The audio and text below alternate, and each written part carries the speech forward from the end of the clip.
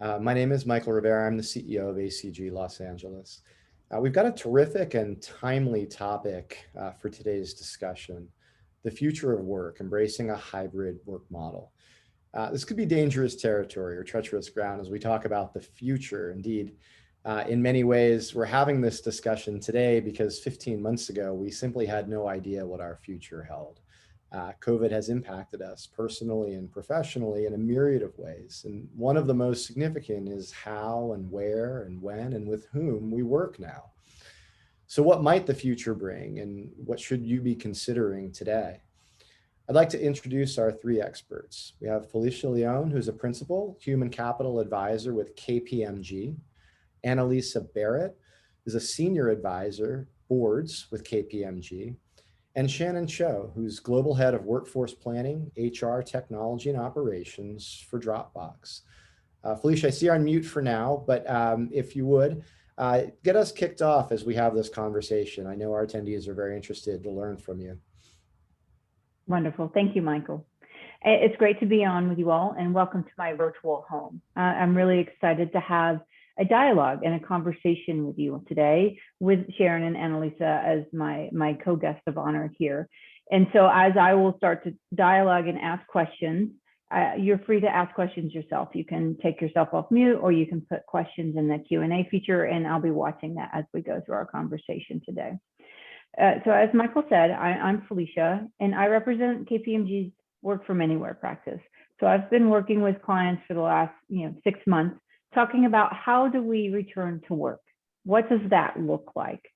And, ring that bell, ding, ding, ding, the answer, hybrid, right? Very creative there. But what that means is, what does it mean? So everyone defines hybrid differently. And if you poll your employee population, they're all going to define it differently. So really it comes down to the work that needs to be done and doing it with purpose. So getting together with purpose and intention, working together in purpose and intention. And when it's alone time, might there be opportunity to work remote? So there's different flavors. Every survey has slightly the same thing. It's like people want flexibility, people want options. Some employers and some managers and bosses, they would rather have bums in seats because they know how to reach out and touch you when they have a problem. They have trust that you're working when they can see you. Sometimes they don't have trust when they can't see you. So a lot of good dialogue and really shifting the dynamic, shifting the culture, shifting the conversations of the future of work. So I know I started by saying hybrid is the answer, but Sharon, you have a different approach. So tell us a little bit more about your approach at Dropbox. Happy to. Thanks, Felicia. Thanks so much for having me. So yes, at Dropbox, we started this journey very shortly after the pandemic started, just seeing a huge opportunity in front of us, partially because our product strategy is very much aligned to this whole topic, right? We want to be a platform that supports distributed work. And yet before the pandemic, we were very much an office-first workforce. So only 3% of our workforce was remote. The remaining 97% were in the office 5 days a week. And in fact, we had a very, very kind of office first culture, and office perks were a huge part of our brand. So any kind of shift away from that would have been pretty significant for us. So we worked really closely with our executive and our board, and we aligned on something that we call virtual first. It's often called remote first at other companies, but how it's different is that we see remote work as the default and primary experience. And the way that we're going to use offices, and we're rebranding our offices to be called studios, is to transform them into collaborative spaces that foster collaboration, culture, community building, but not solo work. So no individual desks.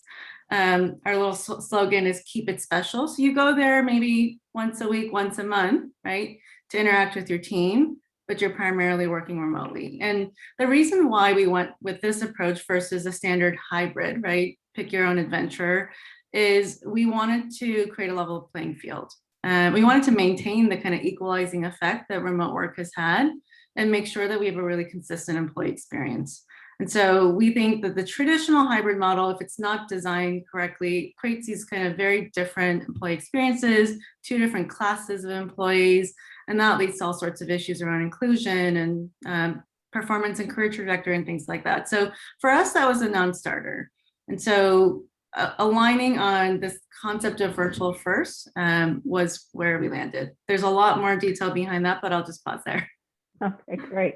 Well, that's fascinating, and I love the tagline, "Keep it special." I had to actually write that down. That's super cool.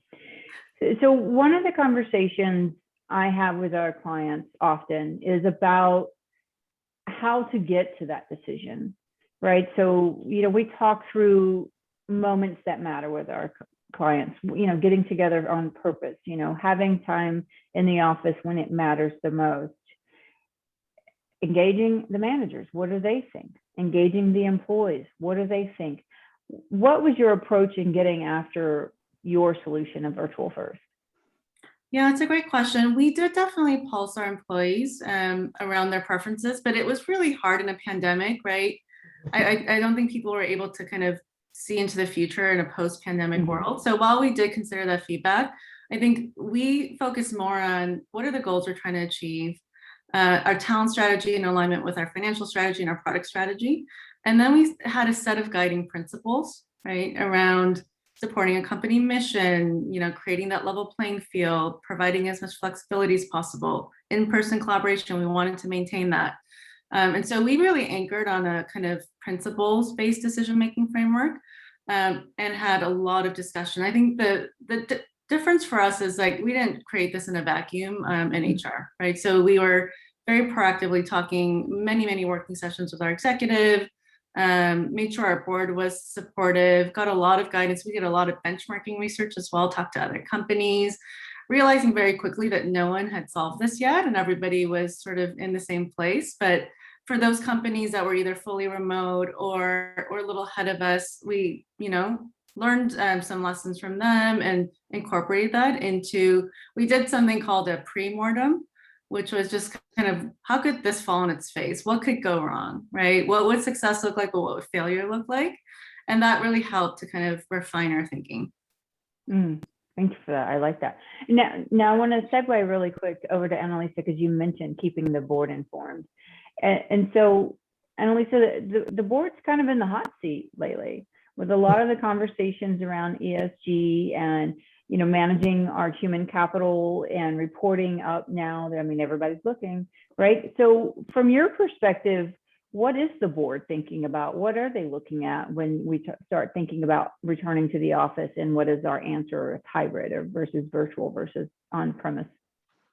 Yeah, no, you're so right. So, boards focus on the broader employee base has been emerging over many years, but the last year has just really made it such a focus topic of discussion in the board. Not only the pandemic, but the system and injustice, both of those come together to really highlight the fact that the board has the responsibility broader human capital.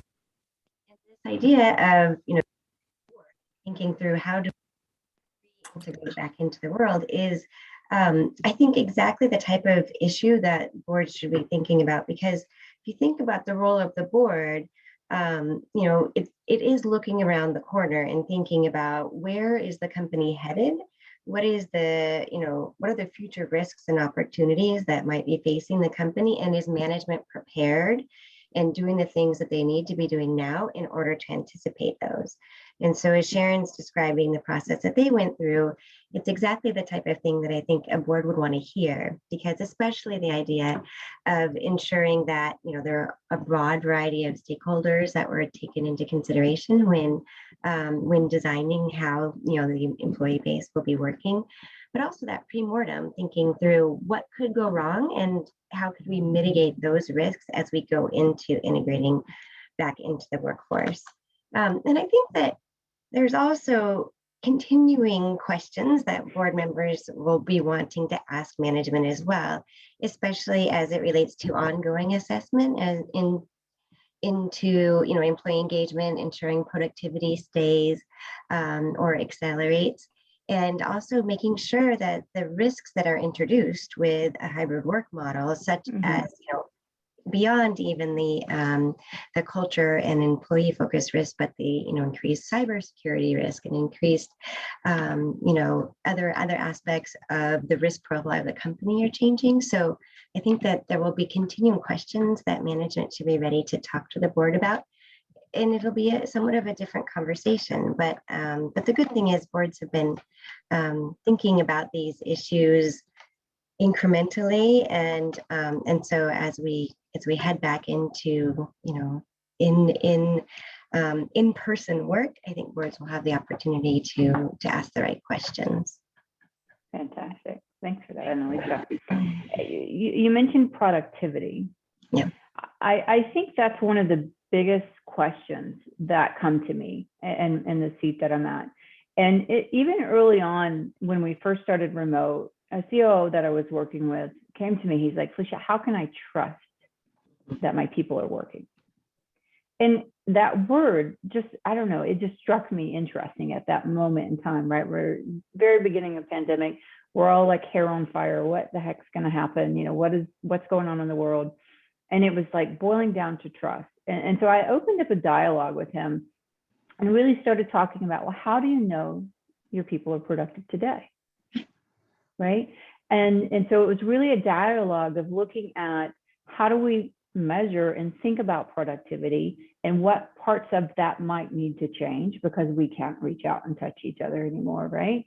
And so to me, it creates an opportunity to start talking about outcomes for positions and roles and individuals, and what are our objectives, and how do our objectives support the business objectives, the CEO's goals cascading down through the business, going old school on how do we build our corporate goals. And so those are some early stages conversations. And, I've had a couple of, clients that are putting in more monitoring. I think, some of our, like even our group, right, we do audits. How do you do an audit remote and make sure that you don't have the cyber issues? So what is the technology that actually enables you? And it does have some monitoring aspect, right? Are we at the right point in the audit that we need to be? Other ways of tracking productivity. And so, Sharon, I'm going to come back to you on that because you are leading with that virtual first. I see that almost being a larger problem for you to manage and to communicate and keep that employee experience high and kind of qualm that management fears. How have you guys started thinking about that? Yeah, and we're still so early in the journey, but one of the key shifts that we want to make is this like notion of busyness to impact, right? And so how do we think about performance and productivity based on results and impact versus face time or hours worked, and starting to train managers around how to evaluate that. And it's also just a shift in mindset, right? Because one thing that we're working towards is like moving away from this notion of a 9-to-5 workday, right? You can be very, very successful without kind of working as 60-hour weeks, right? And so we're introducing things like core collaboration hours, where a set kind of time block where we actually do some of our meetings, but then also encouraging this concept of a non-linear workday, right? And saying like, you get your work done when you get it done, and we're going to look at the impact and the output and not how long it took to get you there, how many meetings you were in. Again, that's going to be a mindset shift over time. That's going to take a lot of training as well as role modeling from our leadership. We are also kind of experimenting with some tools to help us measure these things. So we're using Worklytics, which is sort of like an organizational network analysis tool. And it measures things like how and who you collaborate with via, meetings or Slack or Zoom. It does look at like hours worked, but it looks at things like, how many one-on-ones are you having with your manager? How frequent are those? What % of your day is spent in meetings versus doing solo work? And that's giving us some key insights, right? Because people who are either might be like disengaged, or they might be overworking but not quite productive, and it just helps us flag and just elevate the conversation around productivity and org health. So we're still in early stages, but those are some of the tools that we think could help us. Yeah, I like that. I'm gonna have to look at that tool. That's a new one. It's very cool. Yeah, because that is a thing that I've been asked by my clients, and so we've been talking about that as well. And that inspires the thought about, we talk about the future of work, and we see new ways of working out there. And I think if we get this data collection piece right about how are we spending our time and the tasks that we're spending our time on, we use something kind of the 5T model, the task, time, and treasure that you use in your role. And if we have some analytics around that, it would be, I think it will be curious to see how we can operate work differently, right? Because like you said, 9 to 5 is kind of dead. And I would say, I'm going to be a little controversial, but the whole concept of Taylorism that work is designed around today is dead, right? It's the old manufacturing model. And while it does work in a manufacturing facility, a lot of the work that we're doing today is in that knowledge category. So those knowledge workers, and to me, it seems like there's got to be a different way to think about the way we work there. All right, not too controversial, I don't think. I didn't get any. Yeah, no, I Agree. totally agree. I don't know, Annalisa, if you were going to jump in, but I had a thought there. Please go ahead, and then I'll go. Yeah, I mean, part of what we're trying to do is like, how do we foster creativity and innovation? And that requires like deep focus type of work. And so we're trying to also make a shift from to being asynchronous by default, right? That's very challenging for us because we're a very meeting heavy culture. We love to talk to each other. But in order to be truly global, in order to be like what we're calling location agnostic, right? The more distributed your workforce is, the fewer and fewer opportunities like you have to bring people together. So it is a balance. But in order for virtual first to be successful, we need to get good at working asynchronously. So that's a muscle we need to build. But we believe by giving people this block, so the way that our core collaboration hours works is from 9 a.m. to 1 p.m. That's when you're kind of in meetings, you're collaborating with your teams. And then you actually have a block, and everyone's calendars are blocked for deep work.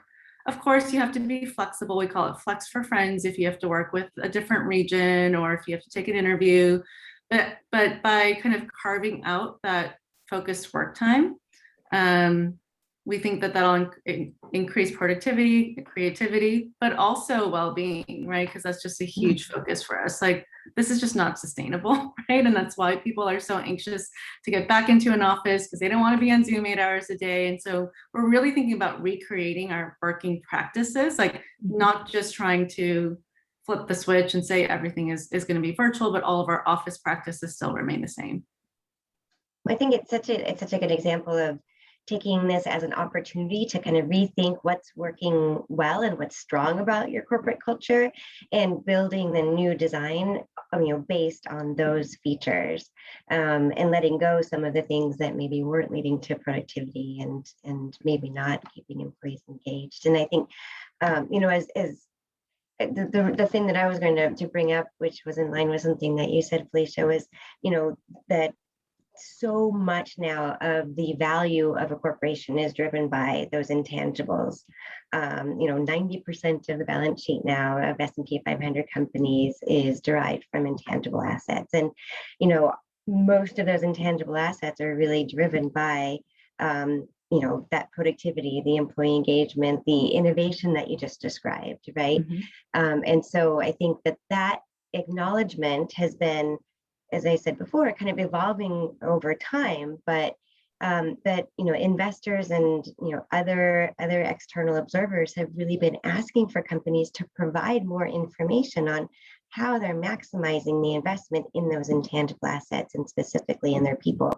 And all these metrics that you've been describing, not all of them are appropriate, of course, to be disclosed in the 10K, but many of them will be really valuable for the investing community, but also, future employees, potential employees, and customers and business partners, suppliers, et cetera, who will be watching and seeing how companies address this opportunity, take advantage of this opportunity to kind of redesign productivity and the maximization of the investment in human capital.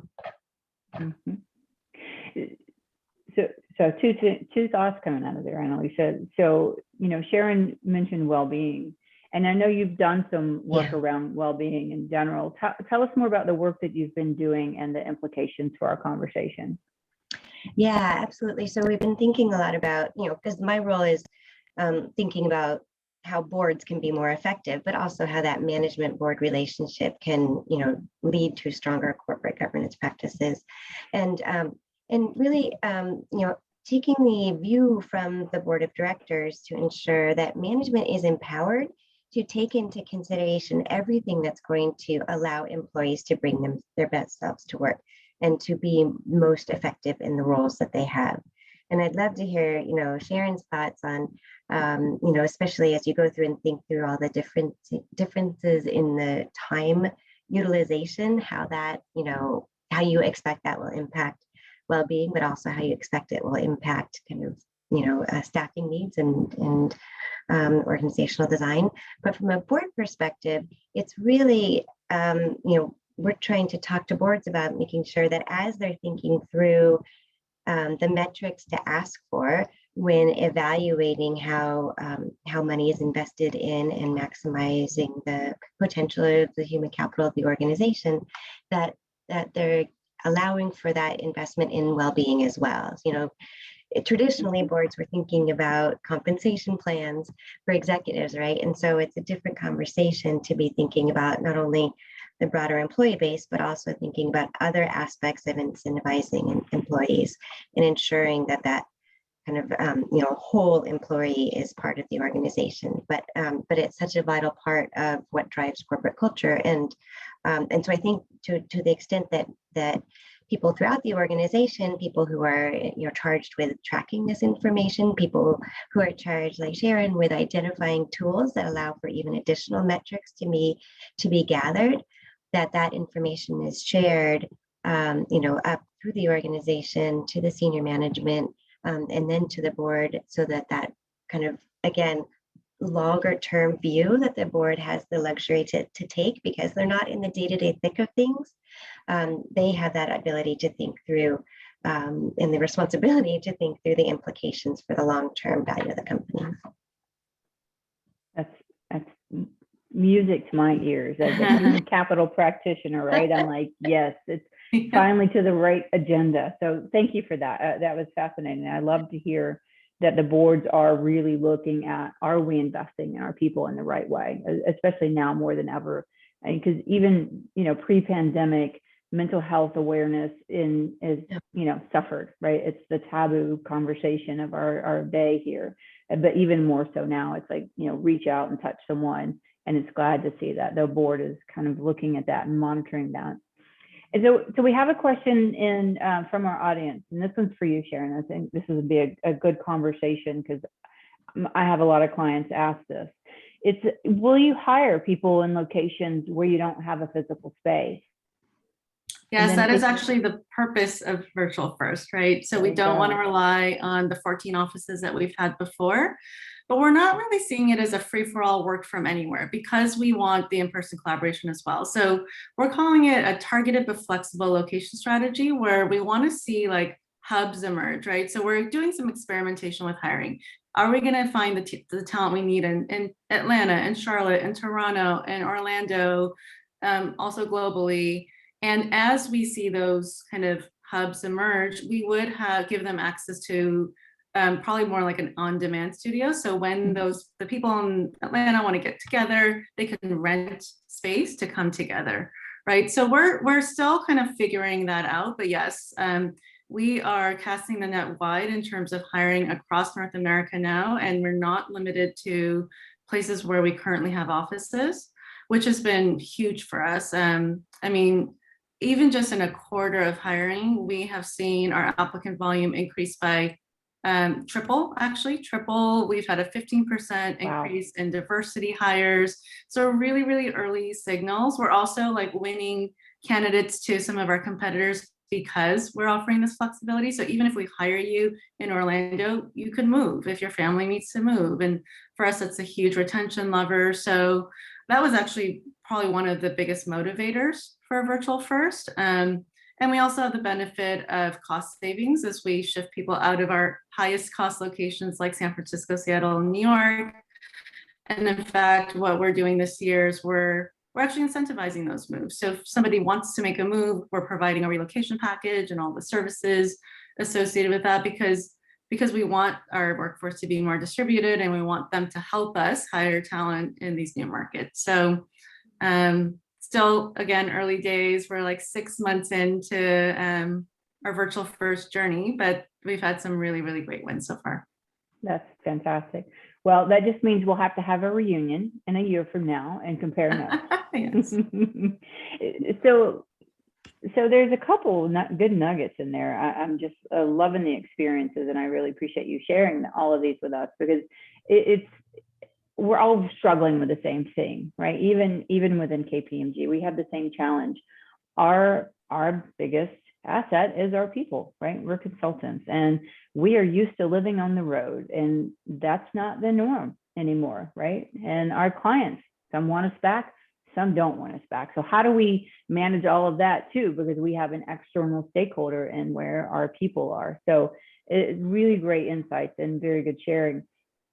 The one thing that I'm curious, and this, because you mentioned that having the virtual first has allowed you to increase your diverse candidates. And I know that's the biggest concern I hear from my clients about moving to hybrid. And so how do you think about a unified, equitable employee experience in this new world? And Sharon. Okay.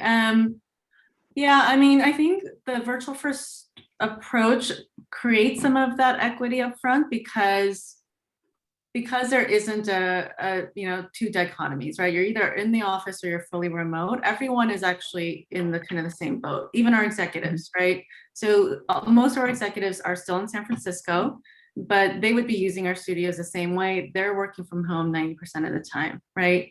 So there's a lot of consistency in that experience, right? Of course, there's going to be some variance, right? If for the employees that live in San Francisco versus Boise, Idaho, and you're the only employee out in Boise, Idaho, maybe you get to see your team 4 times a year, but you certainly don't get to be in the studio once a week, right? So we're still debating kind of all the guidelines around this. So even things like hybrid meetings, right? Mm-hmm. If we are going to use the office for in-person collaboration, how do we think about hybrid meetings? What about the one person in Dublin who's videoing in? What is that person's experience, right? And we're looking at technology solutions for that, but generally we actually don't even encourage those hybrid meetings. So we want to make sure that people can come together, and again, keep it special, right? Mm-hmm. And when they're together, they have a very similar inclusive experience. So, I mean, that's just one example of how we're thinking about how we're going to use our studios, but we're building a lot of those kind of guidelines into our performance management process and things like that. But yeah, it's one of the biggest topics, right? Yeah. Making sure that the employee experience has some level of consistency, and it's going to be impossible to get it perfect. Mm-hmm. But trying to find some equalizing levers is our goal. Yeah. I think that, you've talked about 2 of the things that other organizations can follow along with. And one is, the training that you talked about. You talked about training the managers on how to interact with remote employees, right? And training, and I'm sure you've, done this too as you've been hiring in this remote environment, but this will be continuing going forward, is training, team leaders on how to, motivate a team that is disparate and not all in the same place. I think that kind of proactively thinking through and that pre-mortem, what it is that could go wrong, and ensuring that the leaders throughout the organization have the tools they need to kind of proactively mitigate those risks. Mm-hmm. And the other thing I'd say is also it's the measurement, it's those metrics that we talked about. And, I think it puts a lot of onus maybe on HR to track all of these, all the outcomes, but it is, I think, tracking over time to see how things evolve. And that's why I think that, coming back in a year and having that discussion is something that a lot of companies will need to be doing. But I think that it's really helpful to hear kind of the, people have to innovate and try new things in order for the right mix for the culture of the company to be identified. Yeah, yeah. And on the topic of managers, one thing that we've done in addition to kind of the skills-based trainings is a quarterly manager summit where we bring all managers together with our executive.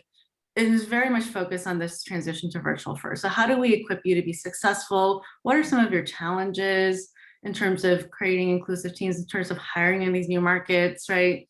And so we're thinking of ways, just additional channels, right, that probably were much more organic when we were in the office, of bringing our managers together, making sure that we're fully equipping them as their roles shift, right? Because they're also not accustomed to leading very global distributed teams. They're used to having co-located teams in San Francisco, right? It's a huge shift for them. We have actually quite a few young managers too, first-time managers. So that's a huge focus for us. And that's one thing that we're doing with a lot of our clients too, is it's creating that learning curriculum. It's not just a training class anymore, right? But how to lead in a virtual environment, how to lead and manage your team when they're not all right there in front of you. So there's some grace that we need to give to ourselves as we're all learning to operate in this new way of working. And so it's what it's called agreements, right? What are the agreements that we're going to bring to the table for each other, and actually writing them down, right? Thinking back when we're spinning up a team and we're having our team charter, it's like, what are our agreements going to be working together moving forward? And then what I like about that in the conversations I'm having is that we're buying into working together. We're buying into trying this together. And one of the CHROs that I work with, she's like, we're going to try it and we're going to ask your feedback and we're going to come back to you and say, is this working? And we're going to listen. And if it's not working, we're going to adjust. And I think that part of the dialogue of enlisting people in this with us, because it's new for everybody, right? We don't have an MBA program telling us what to do post-pandemic. And so I think that creates an interesting opportunity and a new level of engagement with our teams. I think it also impacts succession planning, because I feel like as future leaders are being identified, especially moving up into the C-suite, that skill set of humility to be willing to say, we're going to try things and they may not work, but we'll adjust, instead of, I know exactly what I'm doing and we're going to move forward no matter what, right? And then the other skill set of empathy. Leaders, I think, more than ever need to be empathetic in a variety of ways, whether it's related to mental health or related to, people's comfort with coming back to, in-person events, people's comfort with discussions around, systemic racism or social injustice. And so I feel like there's an empathy, requirement that we're needing to integrate into kind of our high potential leaders' advancement opportunities. And that's something I think that another thing we're talking to boards about is they're talking, about succession planning at the top, because it would have to start there. Yeah, that's exactly right. So we've got another good question for Sharon. Sharon, we're putting you in the hot seat today. No problem. So you mentioned, these salary changes based on people relocating. So how are you doing that? So if they do move, are you adjusting, or is it going to be later, or they're kind of like sailing out to keep them normal? We are adjusting compensation. I know this is quite a controversial topic. I think some companies are saying, the price of a role is the same, regardless of location, but because we also pay very kind of top of market. So we are going to adjust comp. However, we're taking this approach where we're providing full transparency around what that looks like, right? So when we rolled out Virtual First, we also rolled out a relocation calculator that allowed you to say, if I'm in San Francisco and I'm level 4 and I want to move to Austin, what would be the adjustment in my compensation? And that's something that you factor in, right, in terms of cost of living. And as I mentioned, we also provide a relocation bonus, right, to help with that shift. So that's what we're doing for now, but we're going to continue to evaluate the data and see, with all the migration trends that are happening, right, as kind of top engineers are moving out of San Francisco to Boise, Idaho, to Denver, to other markets, things could really change, right? But as far as, and so we're taking very much a learning mindset with this and saying, this is our initial approach, and we're going to continue to evaluate. And if companies do decide to move in a different direction, we'll definitely reevaluate our approach too. Well, that's funny that you use Boise as the example. That's one of my favorite examples, because I have Midwest clients in small town USA that now their eyes are big. They're like, oh, I can get talent from San Francisco now, even if they don't want to live here. Well, the good news is some of them do want to live in Boise, Idaho now. But now I see a lot of clients looking at, and they're taking, a good workforce planning approach to this, is where could my talent be? Where can my hubs be? Kind of like what you're doing in Dropbox. It's like, where do we have bulk of talent and the capabilities that we need for today? And how do we recruit them and incentivize them to work for us in this hybrid work environment? And what could that look like? So that's always a fun conversation for me, is like, where can we think differently about who we would bring into our front door? Yeah. I think a lot of the labor market data we had a year ago is almost no longer relevant or up to date, right? Because of all of the migration trends in and out of metro areas and big cities. And we'll have to see what happens. Truly in a post-pandemic world, will some of that reverse? Is that the next, like, will we continue to see those shifts progress? If so, then I think that's great. I think it's great for more developing cities. And I think I read a stat that in Boise, rent has increased by like some exponential amount because there have been people kind of drawn to these smaller cities. And it's such an interesting topic. Yeah. I think that one of the interesting aspects of it is also, we think about, there's been so much discussion over the past 2 years since the Business Roundtable statement came out about the purpose of the corporation. And, as corporations and, local offices interact with their communities, whether it's by, supporting the charities in the town or providing training and mentoring opportunities for middle and high school students or whatever, philanthropic and positive societal impacts companies have in the places where they're located, it will be really interesting to see how that evolves, because I know that companies won't want to lose that contribution to their communities. But if your communities are so disparate, will companies think about empowering small groups of employees with the ability to impact their immediate surroundings or immediate community, even if there are only 10 people in that area. So I think it'll be interesting just to think about it from that perspective as well. Yeah, what we're thinking about there, Annalisa, is we always like to come up with fun terms. We're calling them the vibe committees. Okay. In a local market, these are just volunteers. There'd be somebody that's more of like a sponsor, community ambassador, but really it doesn't matter if you're 10 or 100 or 1,000 people in a location, that every location has a team that's dedicated to local community presence, right? Giving back to the community, networking events, things like that. So of course, none of this is in practice yet. It's just an idea, but that's what we're planning to do.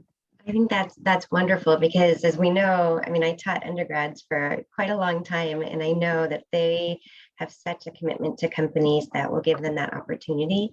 And so not only does it, help with employee attraction, but also, just so much of employee engagement and motivation comes from that, giving them the opportunities to give back. So that's really absolutely. great. Social impact. Yep. Social impact, corporate responsibilities, almost a non-negotiable, right? And to be able to do that in your local market or location is so much more meaningful, right? Than just giving to the company fund or whatever. Right. Yeah, I agree. Yeah. I like that. I'm going to bring that suggestion to future conversations. And I'm reflecting on a Fast Company article I read recently where we were talking about returning to the office. And they had done a lot of surveys, and they were noticing the distinct differences between, leadership and the workers. And like leadership, oh, we're going to go back. We need to be here in person for all of the reasons that we talked about. And the employees are like, we've already proven that we can make this work. We're more productive now. We're happier now. I get to see my kids a little bit more. And so there's this big divide. And the point of the article is kind of in the middle, that we're worried about our culture. How do we keep our culture intact? And one of the people, the article, they said, it was kind of funny, I'll share it. It's like, in quotes, I can tell you, most people really don't give two flips about company culture and think it's baloney. Yeah, I just thought that was interesting. But it does. It makes me pause and say, are we thinking about company culture in the right way in this new world? Right? It's no longer the water cooler talk. It's no longer having lunches or happy hours together. Maybe it is more community orientation. It's having purpose outside of the four walls of the business and having impact in our community together. And maybe there's a paradigm shift there as we think about culture in our corporation. And I think it makes the company vision and mission statement and kind of the purpose of the corporation, whether it's written out and stated or just part of the part of the way that training takes place, but it makes it all the more important, because if it's not defined and distinct, then all of those disparate offices won't have any kind of path to follow, and they'll create their own, and that may or may not be in line with the aligned with the vision of the company, that's then aligned with the strategy and long-term performance. It just makes all of that we've been talking about for the past past centuries, but especially in the past few years, even more important. Yeah, culture is such an interesting word. And I think for us, we define culture by what our office offered. So just for context, we had like a Michelin-starred chef who served glorious meals all day long. It was probably the best food in Silicon Valley. And as we kind of took that away, people felt that our culture was dead. And so we're having to talk about culture in a different way, sense of purpose, sense of belonging. It's how we act and what we do every day, right? How we interact with each other is culture, right? So yeah, that's definitely an evolving conversation. But probably the most important thing, though, is that you have the leadership buy-in and the role modeling, right? Of whatever strategy you choose, whatever behaviors or guidelines that you have your leaders also following that. So that was super important for us. We were not going to roll out virtual first if our executive didn't agree that they were only going to come into the studio for X number of days, if they weren't going to observe the core collaboration hours, right? So all of that is so important. Otherwise, yeah, you are going to continue to see the divide between leadership and employees. It creates an unofficial contract, right? So if I'm in the office because you're in the office as the leader, I'm going to get more face time, I'm getting more opportunities. And then that's going to create a disadvantage for those that aren't in person, right? So yeah. I think it's very, very astute point.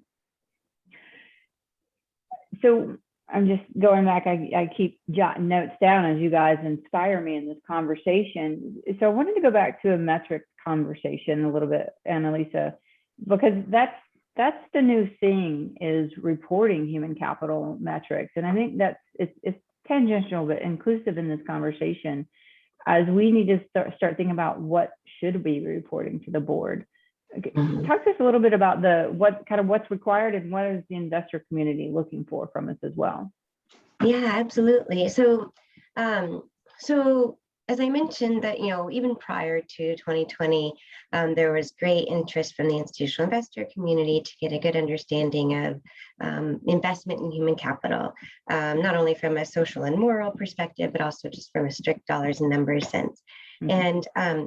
And so that has, obviously been accelerated. And then as many of you, I'm sure know, the SEC now has required that in the 10K, additional information is provided. Of course, they left the exact type of information up to the company to decide what human resources information is material to the company. And so that's, that's still evolving. What we're seeing come out there is a lot of information about the workforce overall in terms of numbers, geographic dispersion, which again will be interesting to observe over the coming year in the second round of disclosures, diversity, but really what the institutional investor base, and I would argue what the kind of broader stakeholder community was interested in seeing is a good understanding of breakdown of all aspects of diversity across the spectrum of employee ranks, so that it's clear that there are equal opportunities for people of all backgrounds to advance in the organization.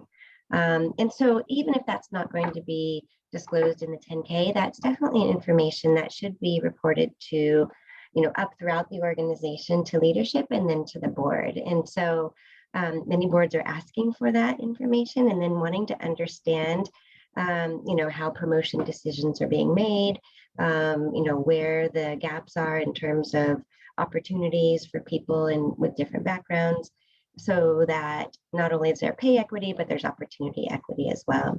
So boards that aren't asking for that, I would suggest that management offer that type of information to the board.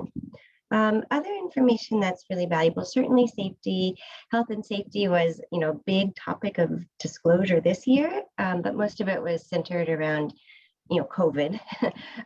In some industries, ongoing health and safety reporting is an extremely valuable piece of information, but in other industries, it may not be as relevant.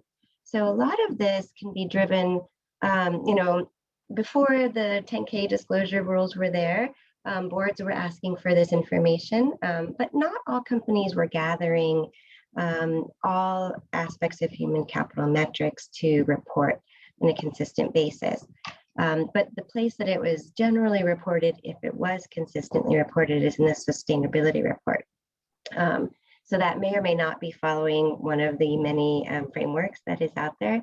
But SASB is the one that most institutional investors have been, I don't know, most institutional, but many of the highest profile institutional investors have come forth to say that they support. And one of the reasons it's most applicable in this context is of that industry distinction. So it goes across 70 plus industries, and human capital metrics vary in materiality to different companies based on industry. So I could go on forever, but that's just a little glimpse of kind of the process of thinking through how to gather that information internally, reporting it up to the board, and then making the decision as to what should go into the 10K.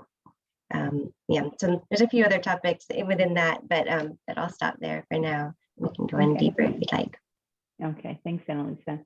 Yeah. So I know I've put Sharon in the hot seat a lot to talk about her virtual first strategies, but I think I'd be remiss for our audience if I didn't just take a moment to talk about, the middle, kind of that hybrid ground, and how do you define that hybrid ground? And something that we're having a lot of success with our clients is looking at the employee experience, but we call it a persona. So we create, it's like voice of the customer, right? Voice of the employee. And what is their experience like? And what are the tasks that they have, the work, the technology, the interaction points? I mentioned the moments that matter earlier. So we create these personas that represent our different employee segments.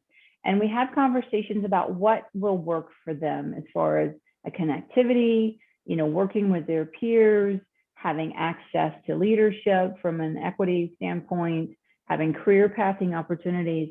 And we start using all of those as inputs for decisions. And we create a decision matrix, It's pretty a simple tool to help us make sure we're staying honest to our approach of what we say we're after, is to create an equitable experience for everyone. And we go through that decision criteria, and it varies by each client based on their industry, their mission and vision that we talked about earlier, and their values. And we have those dialogues about what makes the most sense for this role, this department, this job, family, have you, and looking at the level of on-site versus off-site, and then kind of that middle, because there's all sorts of opportunities, but it's taking into account the cost, the timeness, and the technology that you have to support it. And so there's, a lot of folks are investing even more heavily in interactive technology to help them have more of a remote capability. Some things are just better done in person in certain roles. And so taking a really good broad lens to that is how a lot of our clients are looking at that hybrid definition. So I just wanted to make sure I kind of gave in some more nuggets on what hybrid could look like. Yeah, for sure. And I just want to I think the hybrid could work absolutely, right? As long as you are taking that thoughtful approach, right? And doing some of that upfront planning. So there are certain teams where it'll be much more conducive to be hybrid. And there are certain teams that, have like certain time zone criteria, or they do need more face-to-face collaboration, and making sure that you sort of align on some of those principles upfront in the planning, right? I know, I've heard that Facebook is taking a little bit of a different approach, where they're sort of you're one or the other. You're either fully in the office, or you're fully remote, and that way they can help with some of the planning around what does that actually look like, and kind of cater for the two different profiles versus somewhere in the middle, right? And so, yeah, things like, okay, all onboarding will be virtual, whether you are in the office or you're not in the office, or if you are fully remote, maybe you have a different set of benefits, right? So the in-office perks, that's not going to help you, right? What we've done is we are calling it a perks allowance, and you can sort of use a set amount of money for anything: caregiver support, ergonomics, tuition reimbursement, even a co-working space if you don't want to work from home, right? So being able to offer kind of catered solutions, right, based on the persona, I think is something to consider. And I love that, because that just increasingly points to that employee experience. And also, but it's two-sided, right? It's we're managing our costs by not giving benefits that aren't needed or wanted today. And it's giving employees a choice of something to work for them, because we have more generations in the workforce today than ever, right? And we are very alike in certain things, and we're very different in other categories, right? So it's really hard to have a one size fits all. It's what I call spreading the peanut butter, right? We can't just spread the peanut butter and have a great employment brand if we're not thinking differently about those things. And then the other two pieces of that, you made me remember, and my tax colleagues would be very upset if I didn't talk about this for a second. But the approach that you use as well, fully remote, hybrid, whatever, that all has tax implications, right? And so I tease my clients up in the Northeast with all of the regulations and the reciprocal agreements between New York and Massachusetts and all that stuff. When I sit in those conversations, I start to go like, what did you just say? And they're moving targets, right? So what was good yesterday is not good tomorrow, because states are looking for their revenue. And so that's another piece that goes into this conversation of not just the employee experience, but also looking at how do we manage our costs from a tax obligation and then from a real estate obligation. Because you mentioned, Sharon, you guys were changing your real estate footprint. There's an opportunity there. And so that should go into our decision criteria of what works for our unique culture and for our business. Yeah. Oh, yeah. Some of the tax, legal, payroll implications of this work from anywhere concept. I don't think people understand that you can't actually do that if you're not, legal entities in certain countries or even states. We're not registered in all 50 states. So we're trying to educate people on it. You have some flexibility, but we're also running a business, and we don't plan to register in 30 new countries, right? Unless it's aligned to our talent strategy. So yes, we're dealing with all of those challenges as well. The fun stuff. It's all fun until you throw in some regulations. So I want to just check in, and I know I've had the really good mind share being able to ask some deep questions of our group here. I wanted to open it up to the audience and our participants with us. If you want to put some questions specifically in the chat feature or the Q&A feature, we'll make sure that we're addressing some of the things that's burning on your mind.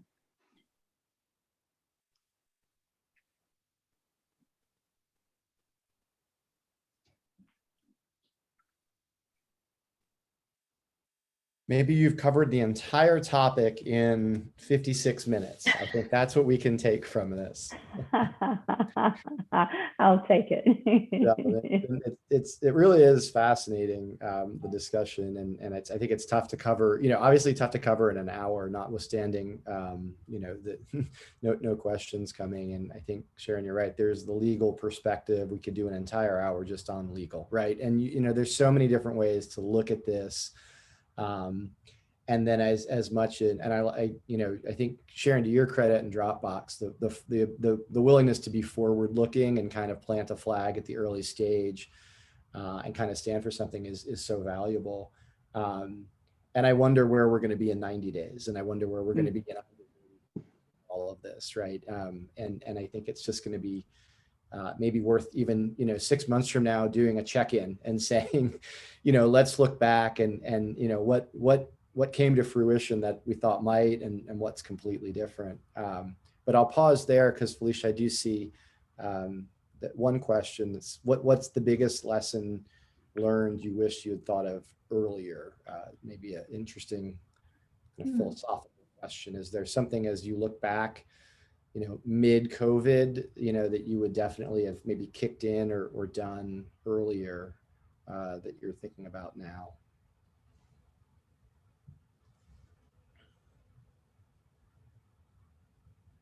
I don't know. That's a good one. And I know Sharon's probably got a lot in there, but I'll let her think a minute while I share. I think some lessons I learned, and just even through my own experience and through my clients' experience, is underestimating the value of our connectivity, and then also underestimating the amount of well-being that needed to be brought into the table.